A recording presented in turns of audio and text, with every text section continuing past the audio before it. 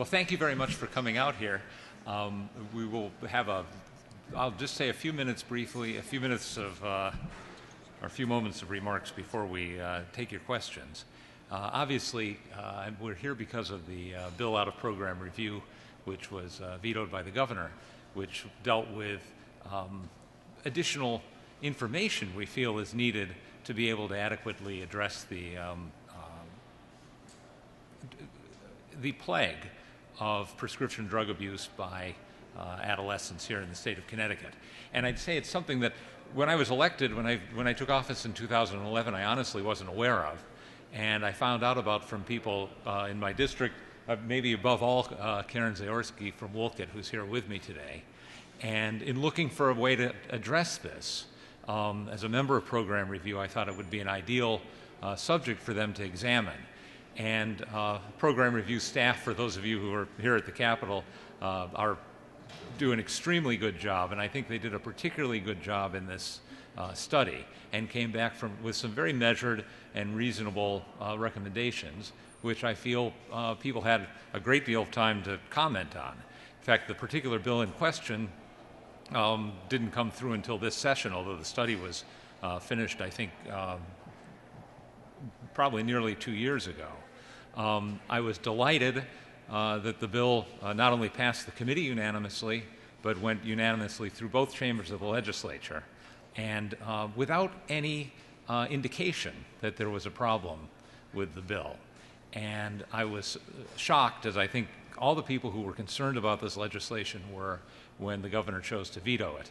And I feel like the veto is on questionable grounds. Those grounds have been discussed at some length by the healthcare advocate, among other people who share my concerns. And it was my hope that we might be able to address this in today's override session. We're constitutionally required to come up here and do that anyways. And I feel that it's an obligation that we have as an independent branch of government to consider these things. And I fear that this decision, this is the fourth veto session I've been at since I've been back here in the legislature, that this decision to make a veto session purely a technical session, simply to fulfill the constitutional requirement without even considering taking any actions, is a dereliction of the duty by the legislature. We're supposed to be an equal branch of the government, whatever party controls us. And I don't think there's any harm in us examining both our actions and the governor's decision, and having a discussion and taking a position on how we feel about it. But that's a decision that is out of my hands. It was the governor and the leadership that has decided to let this veto stand. I'd like to introduce Karen Zaorski from Wolcott, who will talk a little bit more about the problems that are faced by these young people and some of the concerns that led her to come to me and that prompted the creation of this legislation. Karen? Thank you. Thank you, Senator Markley. I'm Karen Zaorski, and I'm from Wolcott, Connecticut. My son Raymond died of an accidental cocaine overdose on September 9th, 2010. I'm here today to ensure that youth and young adult substance use issues are adequately supported when discussing the future change and development in mental health and addiction services and systems throughout the state of Connecticut. According to the 2012 Connecticut Legislative PRI study, 8% of youth ages 12 to 17 and 24% of adults aged 18 to 25 met the clinical criteria for substance use or dependence on alcohol or other drugs that year. Over 90% of individuals with substance use issues started self-medicating or using drugs recreationally younger than age 18, and they eventually met addiction criteria by the age of 20. This is unacceptable considering information from the Connecticut Statewide Narcotics Task Force that tells us that the overdose age in Connecticut has increased over time to age 15. It's important to note that when treatment and recovery support is provided in the first 10 years of use, which is basically adolescence and young adulthood, there is an associated decrease in the years of use by decades. Early intervention, advocacy, intervention, and recovery supports are key to reducing long-term costs to society. Society pays millions every time a child quits school or is involved with a myriad of other associated problems that we read about daily in the newspaper. How many more must die? This state and this nation is experiencing a pediatric health crisis. This is an overdose epidemic that we find ourselves in. Even for fortunate young people in crisis who are able to access treatment in Connecticut's acute treatment system, they struggle to sustain positive outcomes without ongoing chronic care management, developmentally appropriate recovery linkages, recovery-supported education options, and age-appropriate structured peer-to-peer recovery systems. The time is overdue for substance use in Connecticut to be addressed as this pediatric health crisis that it is. I believe that this is a very complicated issue. It's nothing that's going to be completely solved easily or with just one piece of legislation.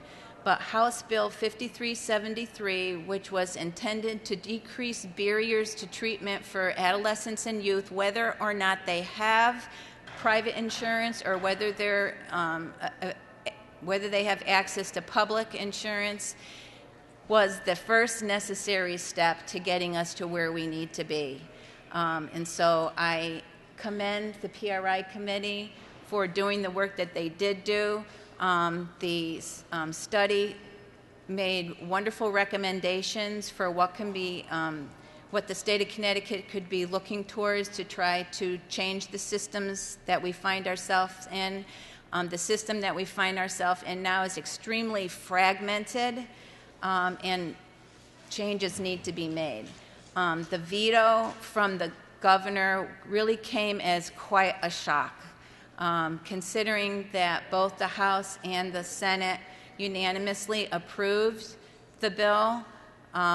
It really was quite a shock for all of us who were expecting that now we have a foothold and we can start doing some things in the state of Connecticut that other states in the nation have already surpassed us in terms of their legislation.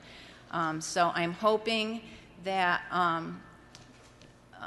the representatives and the Senate will consider not forgetting about this bill 5373, and we'll pick it up again in January and work hard to save lives in the state of Connecticut.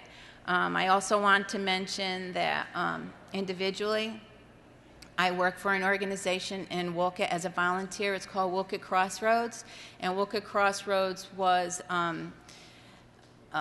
developed as a result of deaths of young people in my community, not just my son's death. We provide awareness, education, advocacy. We also involve ourselves with intervention and access to treatment, which is why we know firsthand how challenging it is to get people into treatment, whether they have insurance or not. I also volunteer for Connecticut Turning to Youth and Families, which is a statewide advocacy organization. And next I would like to introduce Carol Cruz, who also volunteers for that organization. Carol. Good morning, everyone. My name is Carol Cruz, and I'm a person in long-term recovery. And what that means is that I haven't had a drink or a drug since September 26, 1994. I was also a youth that was addicted to drugs and alcohol and had very little support. I didn't come from Connecticut. I lived out in Long Island. But this is a worldwide problem, an epidemic that we've seen, and as Karen had spoken of. I'm here also to ask the representatives in the Senate to please take a look again at this bill in January. I'm also an advocate for Milford Prevention Council, and I just started a outreach program called the Reach Out Program or project, and it's to bring recovery support services into the high schools for our students that are struggling with addiction services.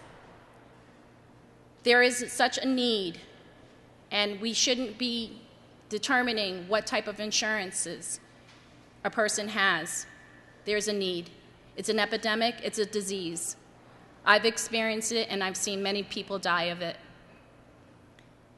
I ask that, again, you take our information and you please bring it to the session.